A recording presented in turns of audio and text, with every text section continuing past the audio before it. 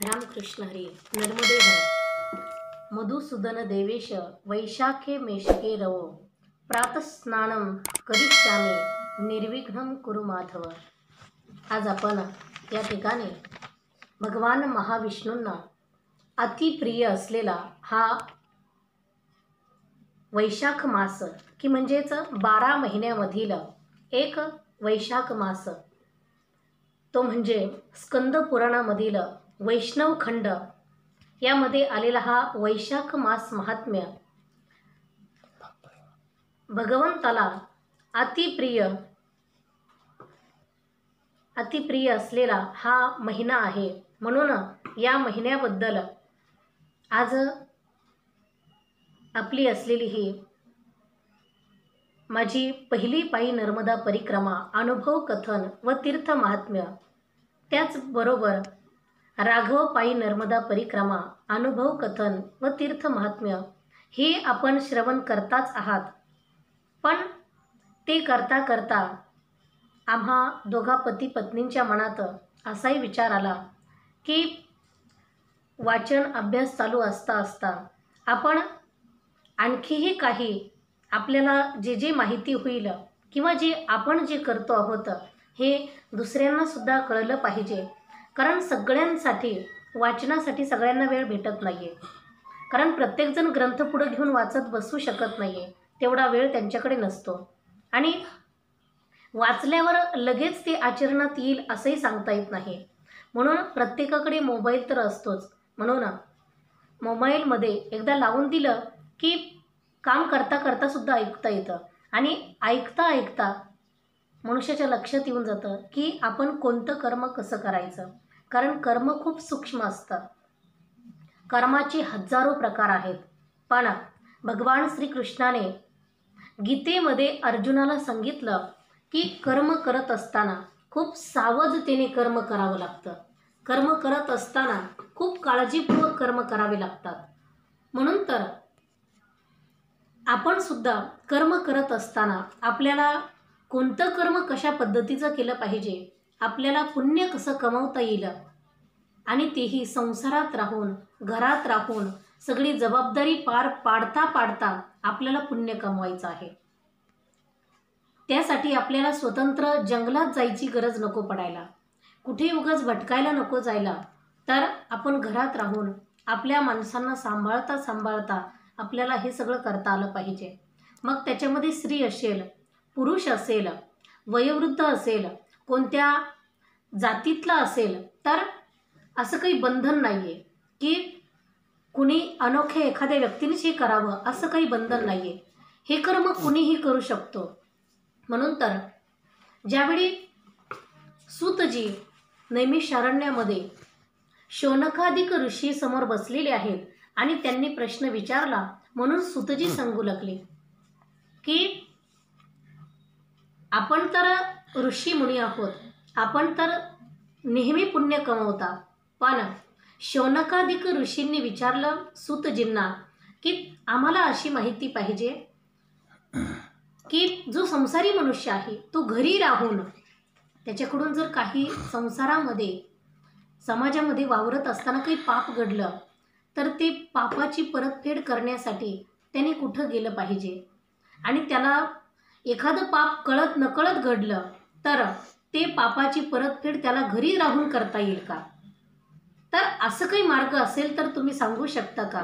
त्यावेळेस सूतजींनी सांगितलं, अरे वा, असे शिष्य पाहिजे आणि असे श्रोते पाहिजे की ज्यांना प्रश्न विचारता सुद्धा आला पाहिजे. उगाच कुणाला तरी अडवायचंय म्हणून प्रश्न विचारायला नको. कारण सगळ्यात मोठा श्रोता असेल तर तो म्हणजे एक राजा परीक्षिती आणि एक अर्जुन. अर्जुनाने असे प्रश्न विचारले की त्या निमित्ताने श्रीमद भगवद्गीतेचा जन्म झाला. अति पवित्र आणि अति सुंदर असलेली श्रीमद भगवद्गीता जीवन कसं जगायचं हे ती सांगते आहे. म्हणून अशा श्रीमद भगवद्गीतेचा जन्म झाला अर्जुन श्रोता असल्यामुळे. आणि दुसरा राजा परीक्षितीमुळे सुद्धा श्रीमद भागवत सहज सांगता आलं आणि सहज सांगितल्यामुळे शुकदेवजींनी जेव्हा श्रीमद भागवत सांगितलं ते आपल्या सगळ्यांना समजू लागलं. म्हणून असे श्रोते पाहिजे की ज्यांच्यामुळे दुसऱ्यांचा सुद्धा उद्धार झाला पाहिजे. सूतजींनी शौनकादिक ऋषींना सांगितलं की एकेकाळचा प्रसंग आहे ज्यावेळी अंबरीश राजा होता, की जो अंबरीश राजा नेहमी पुण्यकर्मच करायचा. त्याचं जीवनच असं होऊन गेलं होतं की तो रात्रंदिवस फक्त भगवंताला समर्पण करायचं. काय असेल ते नसेल सगळं काही भगवंताला समर्पण करायचं. सकाळी उठल्यापासून रात्री झोपेपर्यंत जेवढे कर्म करायचा राजा होता तो.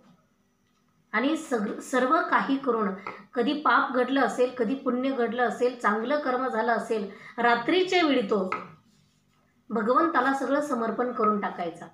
आणि एक दिवस असाच प्रसंग आला की ब्रह्मपुत्र नारद महर्षी त्यांच्याकडे फिरत फिरत अंबरीश राजाला भेटायला आले की अंबरीश राजाची कीर्ती खूप वाढत चाललेली आहे, म्हणून त्याला भेटण्यासाठी आले. पण येत असता हा भगवान विष्णूंचाच वैशाख मास आहे, म्हणून नारद महर्षी त्या मासामध्ये भगवान नारायणाचं भजन करीत चालले.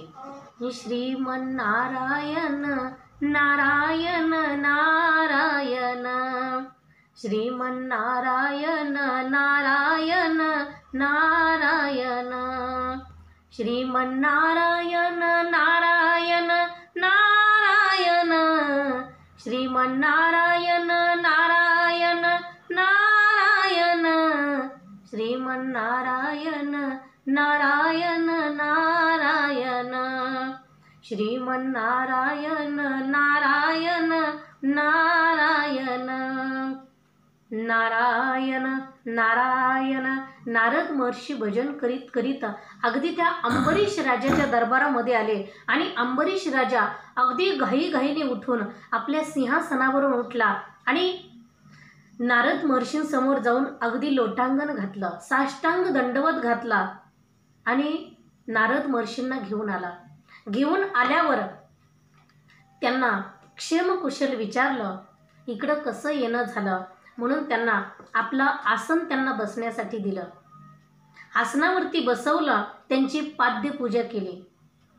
पाद्यपूजा करत असताना नारद महर्षींचे चरण कमल धुतले पात्रामध्ये आणि धुवून त्या चरण कमलाचं जे चरण तीर्थ आहे ते स्कंद पुराण सांगतंय की ते तीर्थ डोक्यावर असं घ्यायचं असतं, पण लोक ते पिऊनही घेत असतात.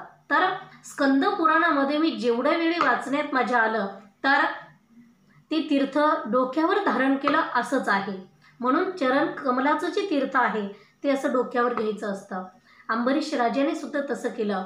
आणि नंतर नारद महर्षींना समोर बसून अंबरीश राजा खाली बसला आणि विचारू लागला, महर्षी आपण एवढे सगळे फिरता, एवढं सगळं पुण्यकर्म आपण करता, लोकांनाही सांगता, मला सुद्धा काहीतरी पुण्यकर्म सांगा. नारद महर्षी तर हसू लागले.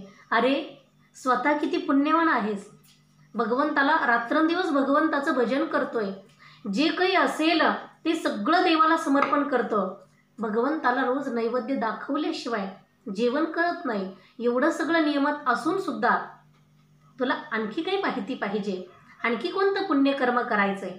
पण अंबरीश राजाने हट्ट धरला, काहीतरी सांगा. म्हणून नारद महर्षींनी सांगितलं, ठीक आहे, काही हरकत नाही.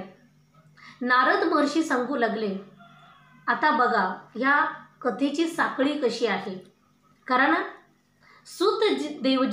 सूतजी शौनकादिक ऋषींना सांगतात आणि नारद महर्षी अंबरीश राजाला सांगतात की अंबरीश राजा ऐक, मी तुला सांगतो.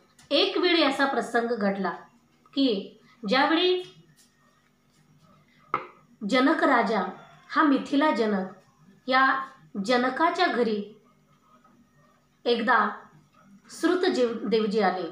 आणि श्रुतदेव जेव्हा आले तेव्हा जनक राजा हा विदेही जनक होता. त्याला खूप आनंद झाला. त्याने श्रुतदेव ऋषींचं स्वागत केलं आणि मुनींना आपल्या सिंहासनावर बसवलं. त्यांची यथेच्छ पूजा वगैरे केली आणि त्यांना आता राजाने प्रश्न विचारला की मला बाकीचे जे महिने आहेत ह्याची माहिती तुम्ही दिलीच आहे, पण आता जो समोर वैशाख महिना आलेला आहे ह्याची मला माहिती पाहिजे. ह्याच्याबद्दल मला ज्ञान सांगा आणि या महिन्यात कोणतं पुण्यकर्म केलं पाहिजे आणि कोणतं पुण्यकर्म केल्यावर कोणतं पाप नष्ट होतं ह्याची मला माहिती द्या. त्यावेळी श्रुतदेवजींना एवढा आनंद झाला आणि ते सांगू लागले, जनका लक्ष देऊन ऐक. खूप महत्त्वाची कर्म आहेत आणि कर्म खूप सूक्ष्म आहेत. म्हणून जेव्हा आपण भगवंताला समर्पण करू ना ते कर्म करतो तेव्हा त्या कर्माचा दोष आपल्याला लागत नाही किंवा ते प्रारब्ध उत्पन्न होत नाही. भगवंताने अर्जुनाला सुद्धा तेच सांगितलं गीतेमध्ये की कर्म करून तू मला समर्पण कर. तुझा कर्तेपणा त्याच्यामध्ये ठेवू नको, कर्तेपणाचा भाव ठेवू नको, म्हणजे ते कर्म मला समर्पण होईल आणि तुझ्यासाठी प्रारब्ध उत्पन्न होणार नाही. असंच श्रुतदेव सांगू लागले. तेव्हा श्रुतदेव सांगत असता नारद असलेल्या जनक राजा श्रवण करतो आहे आणि त्यांनी सांगितलं, हे बघ, धर्म, यज्ञ, क्रिया आणि तपश्चर्या हे सगळं सहज आणि घरात राहून होईल असं मी तुला सांगतो. जनक अगदी शांतपणे श्रवण करतो आहे. तेव्हा श्रुतदेव सांगू लागले की जसं विद्यामध्ये वेद, मंत्रामध्ये प्रणव, वृक्षामध्ये कल्प, धेनूमध्ये कामधेनू, देवामध्ये विष्णू, वर्णामध्ये ब्राह्मण, वस्तूमध्ये प्राण, नदीमध्ये गाय, तेजामध्ये सूर्य आणि वैष्णवांमध्ये शिवजी, असं ज्या प्रकारे आहे त्याच प्रकारे 12 महिन्यामध्ये हा वैशाख मास पवित्र मास आहे, भगवंताला अतिप्रिय आहे. जनकाने सांगितलं, हो, भगवंताला एवढा प्रिय आहे हा महिना. नेमकं काय आहे या महिन्याचं रहस्य? तर त्या महिन्याचं रहस्य जनक राजाला श्रुतदेव सांगू लागले. या महिन्यामध्ये अमावस्येनंतर म्हणजे चैत्र महिन्याची जी अमावस्या आहे त्या अमावस्येच्या दुसऱ्या दिवशी प्रतिपदा सुरू होते. त्या प्रतिपदेला म्हणजे वैशाख प्रतिपदा, त्या प्रतिपदेपासून तर अमावस्येपर्यंत 30 दिवसामध्ये आपण जलदान करायचं. मग एकदा जरी जलदान झालं, कुणाला पाणी दिलं आणि खूप तहानेल्यांना जर पाणी दिलं तर 10,000 राजसूय यज्ञ केल्याचं पुण्य भेटतं फक्त एक ग्लासभर पाणी दिल्याने. हे सगळं आपल्याला पुण्यकर्म करण्यासाठी आता या वर्षी रेकॉर्डिंग होती आहे 2021 मधली. तर या 2021 मधली जो असलेला वैशाख मास सुरू होतो आहे तर 11 मे 2021ला अमावस्या आहे आणि अमावस्येच्या दुसऱ्या दिवशी म्हणजे 12 मे 2021 पासून हा वैशाख मास सुरू होतो आहे. म्हणून हा वैशाख मासामध्ये आपण जलदान केलं तर 10,000 राजसूय यज्ञ केल्याचं पुण्य भेटतं. पुढे सांगितलं, कारण असे भरपूर पुण्यकर्म सांगितलेले आहेत आणि मला जेवढे शक्य होतील तेवढे मी आपणापर्यंत पोहोचवण्याचा प्रयत्न करणार आहे. या महिन्याचं पुण्यकर्म म्हणून आपण जो पलंग असतो, झोपण्यासाठीचा जो पलंग आहे, तर तो पलंग या वैशाख मासामध्ये जर दान केला तर त्या पलंग दानाचं फळ असं आहे की जन्म मृत्यूचं जे दुःख आहे ते दुःख संपवण्याचं काम या महिन्याचं पुण्यफळ आपल्याला भगवान महाविष्णू देत असतात. म्हणून पलंग दान करणे हा खूप मोठं पुण्याचं काम आहे. दुसऱ्या क्रमांकाला सांगितलं कपडे किंवा बिछाना. कपडे म्हणजे अंगात घालण्याचे कपडे आणि दान करत असताना कोरे कपडे नवीन आपण जर अंगात घालण्याचे कपडे जर कुणाला दान केले आणि झोपण्यासाठीचा बिछाना म्हणजे अंथरण्यासाठी असेल किंवा पांघरण्यासाठी असेल, हे जर कपडे दान केले तर त्याला सगळ्या सुखांचे सगळे भोग भेटत असतात आणि तो सर्व भोग संपन्न होऊन तो पापरहित होत असतो आणि त्याला शेवटी मोक्ष भेटत असतो. असं या कपडे बिछाना दानाचं महत्त्व आहे. तिसऱ्या क्रमांकाला सांगितलं तिनका किंवा खजूर किंवा आणखी कुठल्या गवताचं वगैरे असेल तर चटाई जर दान केली तर ते त्या चटाईवर प्रत्यक्ष भगवान विष्णू शयन करत असतात आणि जी चटाई दान करतो त्या दानाचं पुण्य आपल्याला असं भेटत असतं की त्या ज्याला आपण दान करतो तो त्याच्यावर विश्राम करत असतो. आणि प्रत्येक मनुष्याला गरज असते, दिवसभर थकला तर त्याला रात्रभर आरामाची गरज असते, म्हणजेच त्याला झोपीची गरज असते. आणि आपण दिलेल्या बिछाण्यावर जर तो झोपला तर त्याला जे झोपल्यानंतर सगळे आजार नष्ट होत असतात, म्हणजेच सगळ्या आजारापासून सुद्धा विश्रांती भेटत असते. म्हणून त्या विश्रांतीमुळे तो आपल्याला आशीर्वाद देत असतो आणि त्याच्या विश्राम झाल्यामुळे आपल्याला पुण्य भेटत असतं, म्हणजेच आपल्याला सर्व भोग आणि सगळे सुख भेटत असतात. म्हणून पाचव्या क्रमांकाला सांगितलं की फूल किंवा फुलांचा गुच्छ या महिन्यात जर दान केला तर त्याला मोक्ष भेटत असतो. चंदन दान केलं तर भगवंताची प्राप्ती होत असते, परमानंदाची प्राप्ती होत असते.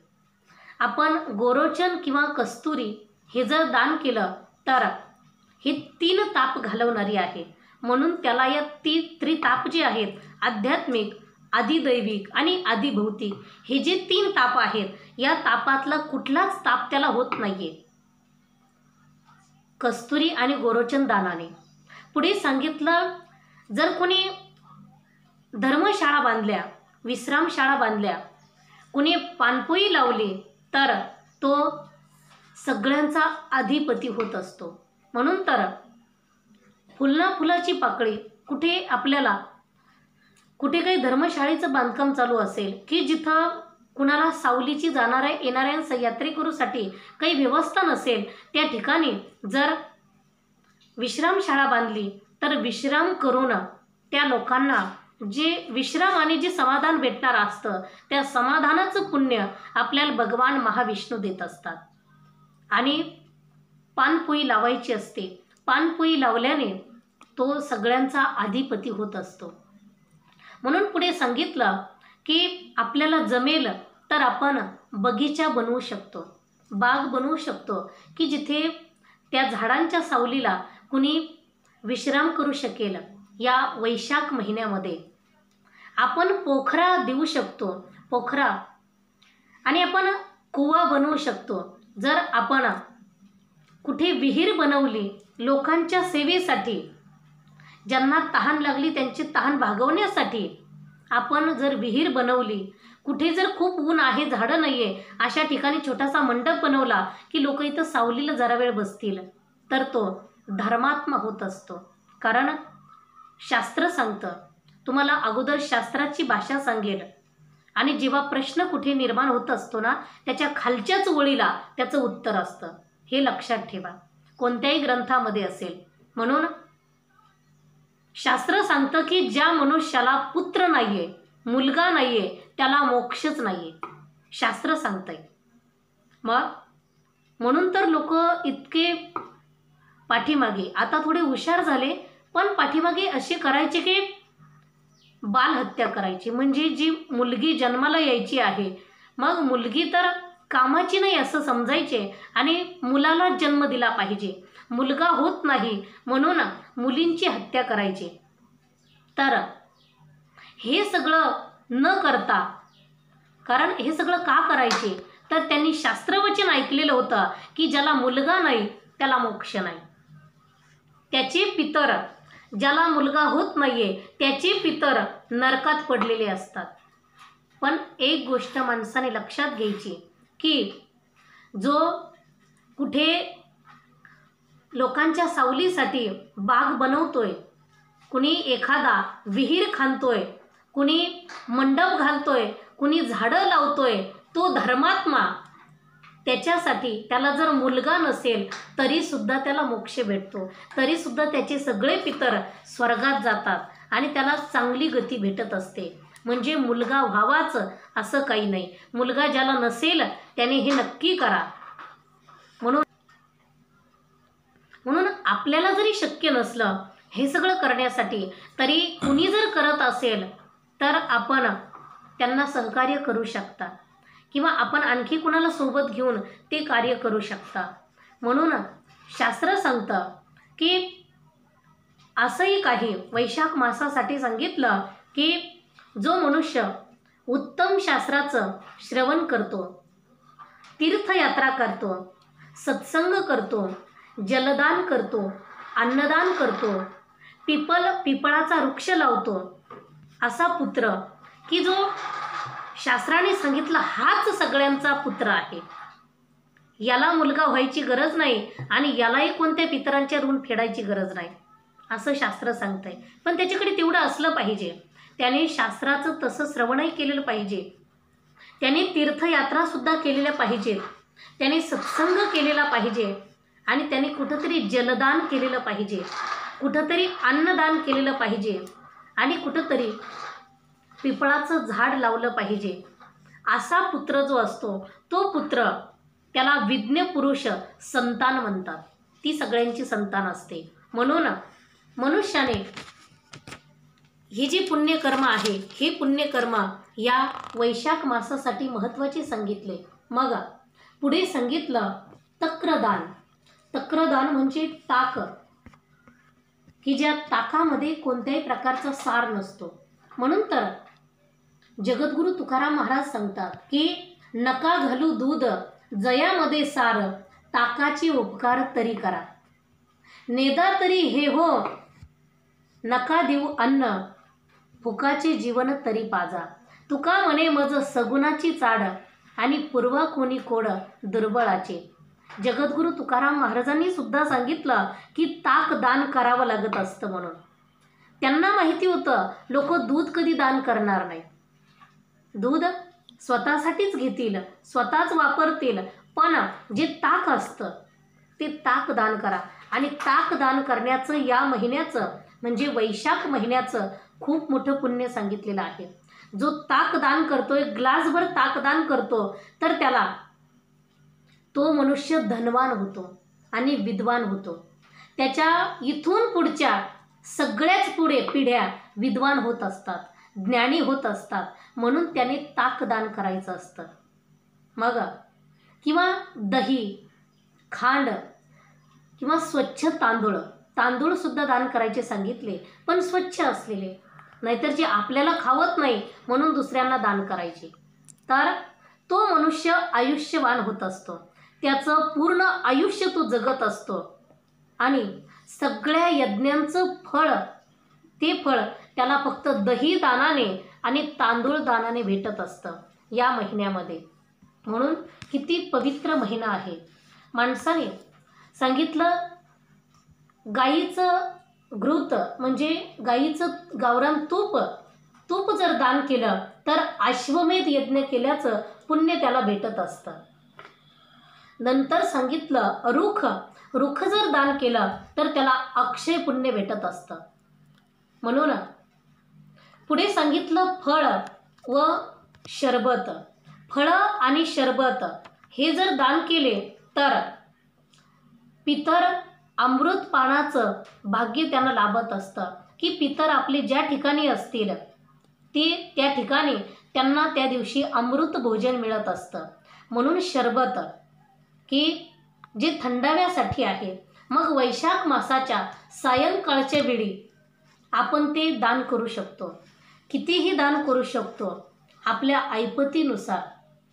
मग लिंबू शरबत आपण ज्याला म्हणतो, मग हे थंड असेल तर कोणत्याही प्रकारचं शरबत असेल तरी चालेल. आणि फळदान करणे त्या या महिन्यामध्ये. जर आपण ताक दान केलं तर ताकदानाने असं सांगितलं जातं. कारण मी ताक दान करताना पाहिलेलं आहे. पण माहिती नव्हतं हे का दान करतात. कारण त्यावेळी मी काही ग्रंथ वाचलेले नव्हते. मी खूप लहान होते. म्हणजेच 4-5 वर्षाची असावे. आणि 5 वर्षापासून पुढे जेव्हा अंगणवाडीमध्ये असं आम्ही शाळेत जायचो, मला थोडं थोडं आठवतं. आणि नंतर बऱ्याच वर्षापर्यंत म्हणजे 4थी-5वीला मी शाळेत जात होते तोपर्यंत मला आठवतं, दरवर्षी उन्हाळ्यामध्ये माझी आजी, माझी चुलती, गावातली आणखी लोक, मग सगळे खूप मोठी अशी मठ्ठा बनवायची. मठ्ठा म्हणजे त्याला ती मठ्ठा म्हणत नव्हते, त्याला ती आंबील म्हणायची. काही काही खेड्या गावातल्या लोकांना त्यांच्या लक्षातही येत असेल हे ऐकून. आंबील म्हणायचे आणि मोठ्या पात्रामध्ये ती आंबील बनवून ते न्यायचे. त्याला जिरे मोहरीची फोडणी द्यायची आणि ती फोडणी देऊन त्याच्यामध्ये ताकच असायचं.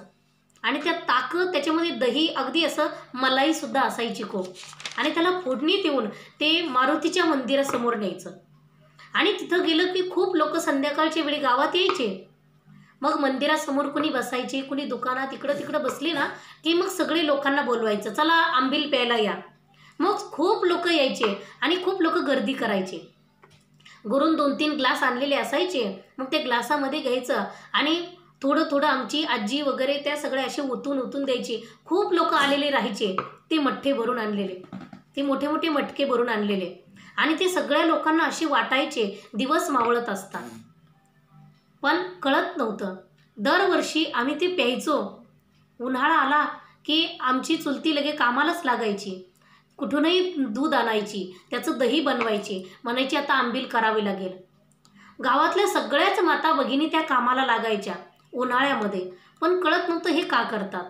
मग शेवटी मला थोडं थोडं कळायला लागलं. मला असं वाटायचं हे विचारावं कुणाला तरी. मी माझ्या चुलतीला विचारायचे, बाई हे असं का करतात ग, हे आंबील का करतात दरवर्षी उन्हाळ्यात. पण ती म्हणायची पहिले लोक करायचे ना म्हणून आम्ही करतो. जुने लोक असे होते, खरंच जुनं ते सोनं होतं. त्या लोकांना कळत नव्हतं पण नक्की सगळं करत होते. कशाला काय म्हणतात हे माहिती नव्हतं. पण ती सांगायची, अगं आमचे जुने लोक सगळे करायचे पहिले. मग आपली आजी आहे ना, आजीसुद्धा तिच्या तरुणपणापासून करते, तिची सासूसुद्धा करायची म्हणून आपण करतोय. आणि हे असंच चालू राहणार आहे. म्हणून मला त्या प्रश्नाचं उत्तर मला कधी मिळालं नाही. मी त्यावेळी मी विचारायचे लोकांना, पण कुणाकडून मला समाधानकारक उत्तर मिळालं नाही. म्हणून मी त्याच्यावर जास्त विचार तेव्हा केला नाही.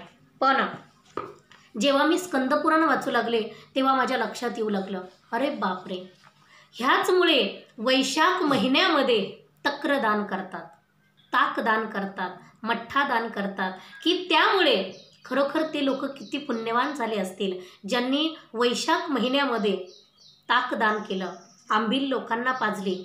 मग म्हणून असं हे पुण्याचं काम आहे. तर हे पुण्याचं काम आपल्याकडून सुद्धा घडलं पाहिजे. मग कुणी आंब्याचे फळं, या वैशाख महिन्यामध्ये आंब्याचे फळं दान करायला सांगितले. आंब्याचे फळं दान केले किंवा शरबत दान केलं आंब्याचं, तर त्याचे सगळे पाप नष्ट होतात, सगळे पाप संपून तो पुण्यवान होतो.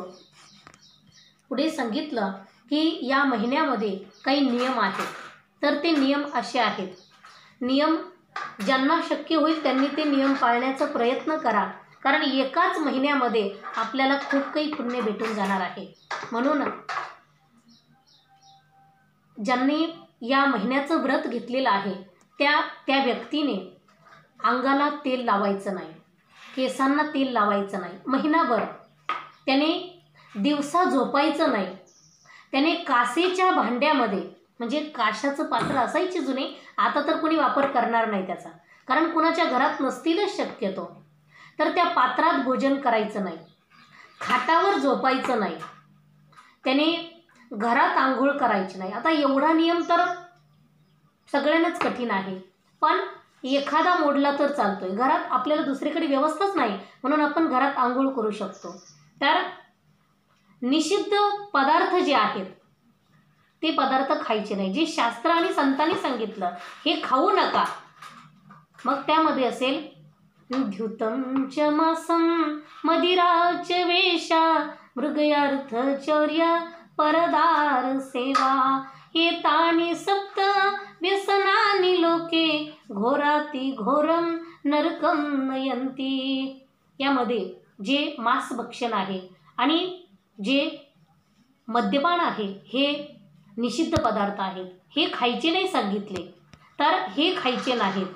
दोनदा भोजन करायचं नाही आणि रात्री जेवण करायचं नाही, हे असे 8 प्रयोग, या 8 ज्या गोष्टी आहेत ह्याचा जो त्याग करतो त्याला सुद्धा या महिन्यात एवढं पुण्य मिळतं की त्याचं सगळं पाप नष्ट होऊन तो भगवंताच्या धामात जातो, भगवंताला अतिप्रिय होतो।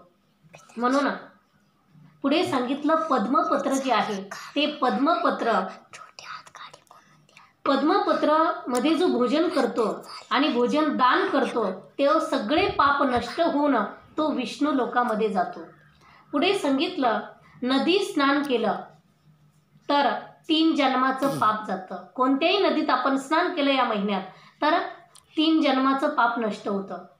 पुढे सांगितलं सूर्योदय होण्याच्या अगोदर म्हणजेच वैशाख स्नान ह्याला म्हणतात, तर सूर्य उगवण्याच्या अगोदर मेष राशीमध्ये सूर्य स्थिर झाला की त्याच्या अगोदर, तो स्थिर होण्याच्या अगोदर, दिवस उगवण्याच्या अगोदर आपल्याला समुद्रगामिनी नदी यामध्ये स्नान किंवा 7 गंगा ज्या आहेत, मग गंगा असेल, गोदावरी असेल, यमुना असेल, सरस्वती असेल, कावेरी, नर्मदा आणि वेणी अशा ज्या नद्या आहेत या नद्यामध्ये जर या महिन्यात स्नान झालं तर त्याच्या पुण्याचं गणितच नाही। करोडो जन्माचं पाप नष्ट होऊन तो भगवत धामामध्ये राहतो, असा पुण्यवान तो होऊन जातो। म्हणून पण ज्यांना शक्य नाहीये त्याने विहिरीवर जर स्नान केलं तर त्याच्या हजारो जन्माचं पाप नष्ट होतं, महापातक ज्याला म्हणतात ना त्याचा नाश होतो। आपण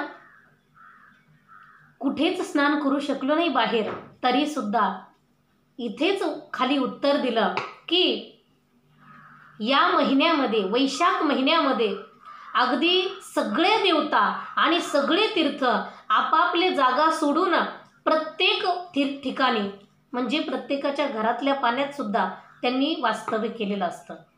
म्हणून आपण घरातल्या पाण्यात सुद्धा स्नान करू शकतो या महिन्यामध्ये। फक्त पहाटे उठून स्नान करायचं, ते म्हणजे सूर्य उगवण्याच्या अगोदर 2 तास। मग पुढे सांगितलं या महिन्यामध्ये कंदमूळ, फळं, शाक म्हणजे भाजीपाला, मीठ, गूळ, बोरं, पत्र, जल, ताक एवढं जे दान करतो तो त्याला अक्षय पुण्य भेटत असतं आणि तो अक्षय त्याचं हे सगळं पुण्य होऊन जात असतं। म्हणून या महिन्यामध्ये भगवान विष्णूला म्हणजे पहाटे स्नान करून भगवान महाविष्णूची पूजा करण्यासाठी त्यांनी उगवत्या सूर्याला अगोदर अर्घ्य द्यायचं आणि अर्घ्य देऊन त्याने भगवान महाविष्णूला तुलसीदल वाहायचं। प्रत्येक दिवशी तुलसीदल वाहून त्याने हा श्लोक म्हणायचा की मधुसूदन देवेश वैशाखे मेषगे रवो प्रातस्नानं करिष्यामि निर्विघ्नं कुरु माधव, असा श्लोक म्हणायचा। त्याला सायुज्य मुक्ती भगवान त्या ठिकाणी देत असतात। म्हणून नारद महर्षी अंबरीश राजाला सांगतात, सूतदेवजी शौनकादिक ऋषींना सांगतात आणि श्रुतदेव जनक राजाला सांगतात की असं जो या सगळ्या पुण्यामध्ये, या सगळ्या कर्मामध्ये आपल्याला सहज आणि सोपं वाटणारं कर्म म्हणजे जलदान आहे। पाणी आपण कुणाला देऊ शकता, कारण ते फुकाचे जीवन तरी पाजा। तुकाराम महाराजांना सुद्धा ह्या सगळ्या गोष्टी माहिती होत्या आणि सगळ्या गोष्टी ज्या शास्त्रांनी सांगितल्या त्याच पुढे संतांनी सांगितल्या, फक्त सोप्या भाषेत सांगितल्या म्हणून लोकांच्या डोक्यावरून जायला लागल्या। अवघड तो सांगितलं की मग लोकांना वाटतं असेल असं, पण सोपं झालं ना, परमार्थ सोपा झाला, देव सोपा झाला की मग त्याचं महत्त्व राहत नाही। जगद्गुरू तुकाराम महाराजांनी सांगितलं ताकाचे उपकार तरी करा आणि फुकाचे जीवन तरी पाजा. मग हे पाजण्यासाठी जनक राजाला श्रुतदेवानी सांगितलं आणि अंबरीश राजाला नारद महर्षींनी सांगितलं. एकेकाळी वंग देश होता आणि वंग देशामध्ये कथा लक्षात ठेवा, महत्त्वाची आहे. वंग देशामध्ये एक कुशकेतू नावाचा राजा होता आणि कुशकेतू राजाचा मुलगा हेमकांत हा तरुण झाला आणि तरुण वयात आल्यावर त्याची सर्व धनुर्विद्या यजुर्विद्या सर्व काही विद्या पूर्ण झाल्या आणि मग राजाने त्याला सिंहासनावर बसवलं. आता हेमकांत सगळं राज्य कारभार बघू लागला. कुशकेतू धर्माचं पालन करणारा होता म्हणून कुशकेतूला वाटलं आता आपण परमार्थ करायला मोकळे झालो आणि माणसाने वेळेतच परमार्थ करायला मोकळं झालं पाहिजे.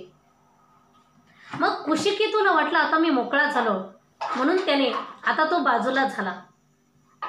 त्याचा विचार चालूच होता की आपण कुठेतरी जंगलात लांब निघून जावं, साधना करावी.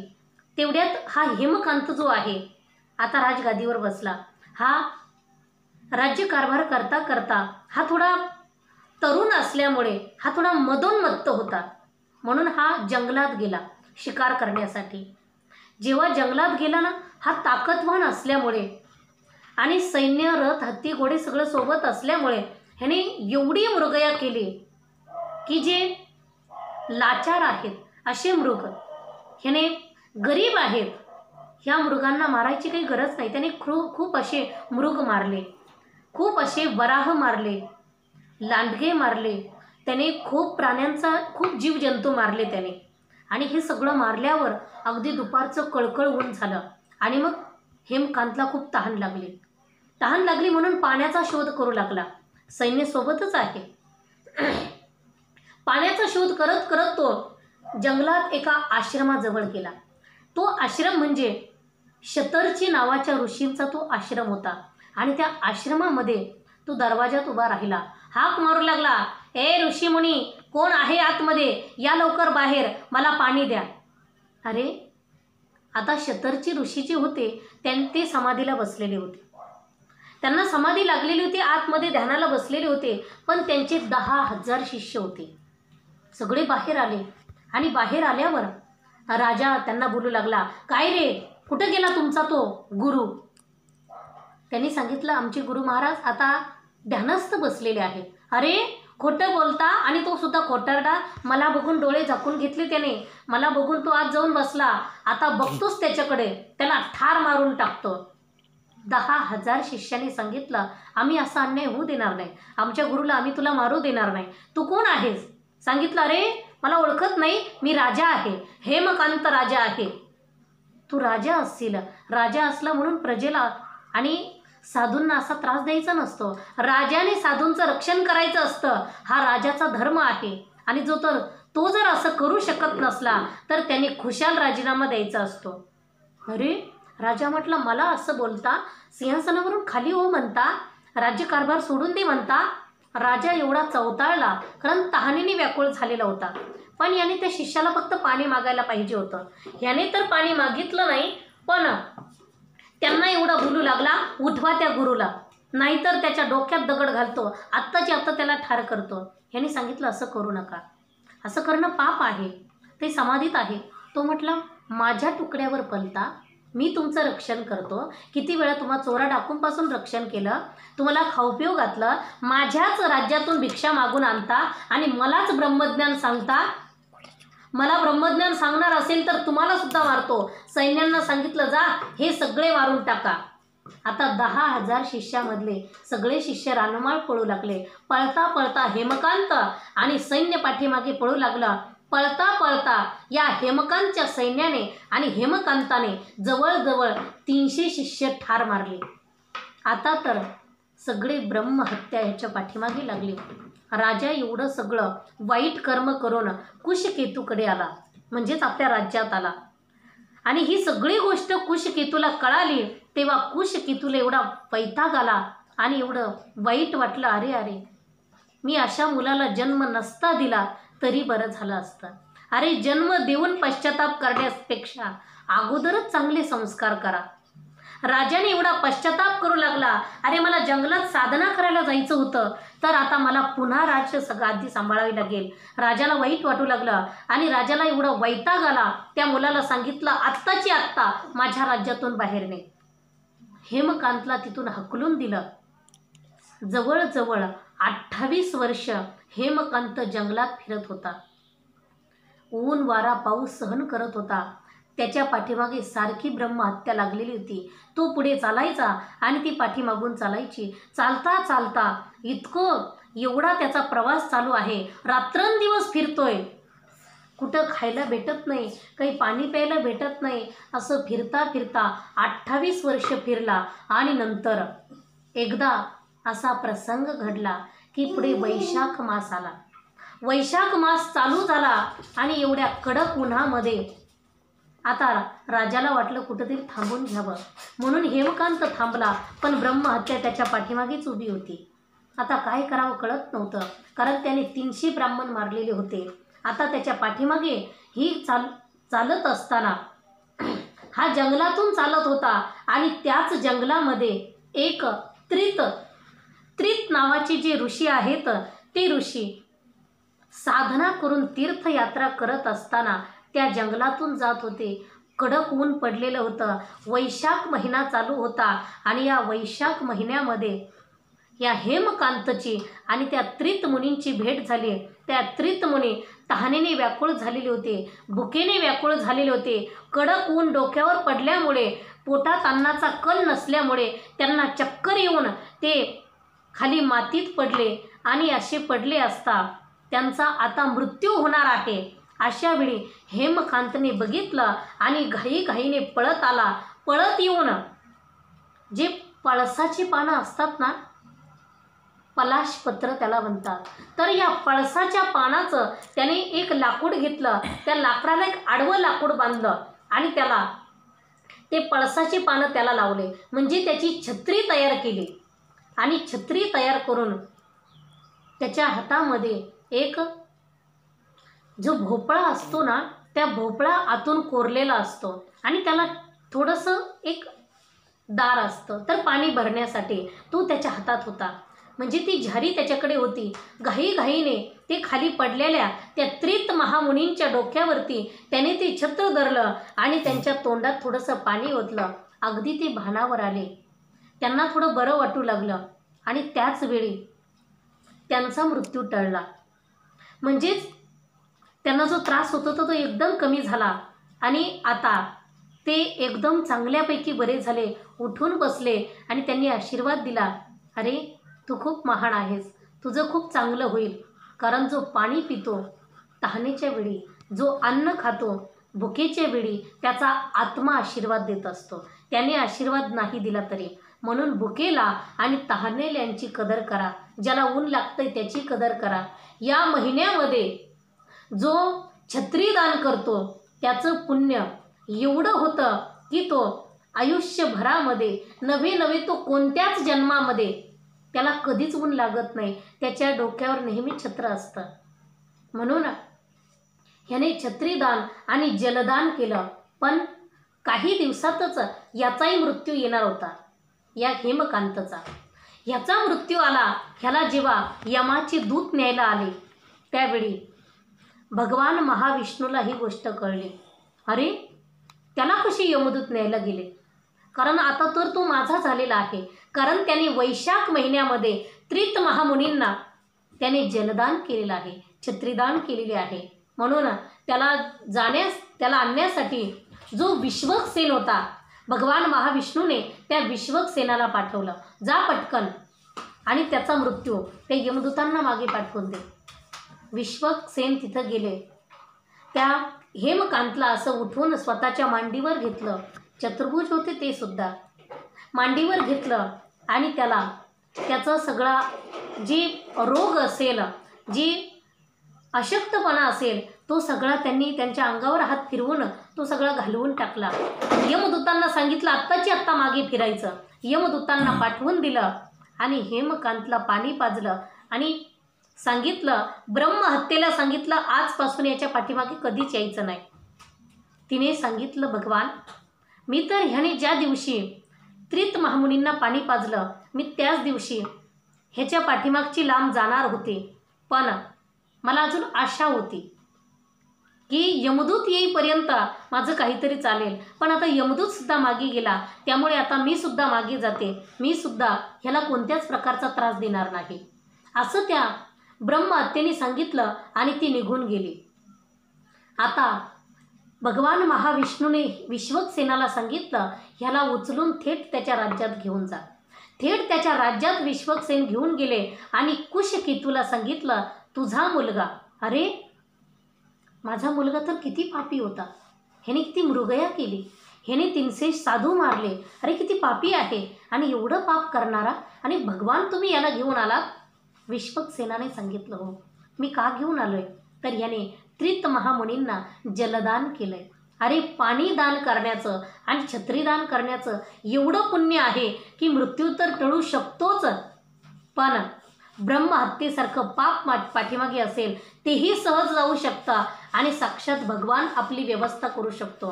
कुशकेतूला सांगितलं, आता तो कुशाल जा. 28 वर्षानंतर तुझा मुलगा परत आलाय आणि ह्याला तू राजगादीवर बसव. आता याला मी धर्माच्या सगळ्या गोष्टी सांगतो. धर्म आणि नीती त्याला सांगितली हेमकांतला, आणि हेमकांत आता सुखाचं राज्य करू लागला.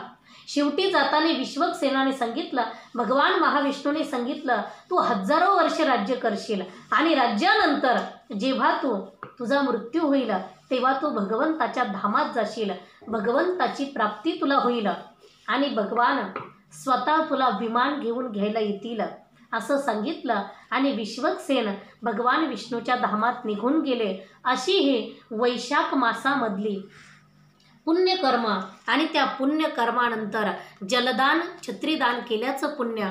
म्हणून असे आपले आणखीनही पुढचे भाग, पुढची कथा तुम्हाला सांगेनच. अन्नदान केल्याने काय फळ भेटतं, जलदान केल्याने काय फळ भेटतं, आणखी पहाटे उठून स्नान केल्यावर या धर्माचं आचरण केल्याने काय फळ भेटतं, ह्या प्रत्येकाची स्वतंत्र एक एक कथा आहे. तर ती कथा पुढच्या भागामध्ये सांगितली जाईल. म्हणून आताचा हा भाग पूर्ण होतो आहे, पण पुढे हा पहिला भाग असेल. इथून पुढे काही भाग होतील. इथून पुढचे भागसुद्धा लक्षपूर्वक काळजीपूर्वक श्रवण करा, कारण त्याच्यामधून आपल्याला भरपूर माहिती भेटणार आहे. आणि एकाच महिन्यामध्ये किती पुण्य कमवायचं, तर ही सगळी माहिती भेटत राहील. म्हणून हा जो वैशाख महिन्याची जी महती आहे ही फक्त याच वर्षापूर्वी नाही आहे, तर ही वर्षानुवर्ष आपल्याला प्रत्येक वर्षी या महिन्यात हे आपल्याला पुण्यकर्म करायचं आहे. तर फक्त एकच सांगितलेलं आहे पुण्यकर्म, अजून आपल्याला भरपूर सांगायचे आहेत आणि ते आपल्याला श्रवण करायचे आहेत. त्याचं आचरणसुद्धा तो महिना आल्यावर करायचं आहे. म्हणून या यूट्यूब चॅनल, या नर्मदे हर हर यूट्यूब चॅनलच्या माध्यमातून आपल्याला हे सगळं श्रवण करायला भेटणार आहे. तेव्हा आपण हा वैशाख मास महती हे जे भाग आहेत हे अवश्य श्रवण करा. म्हणून आता याच ठिकाणी थांबते. नर्मदे हर. रामकृष्ण हरी.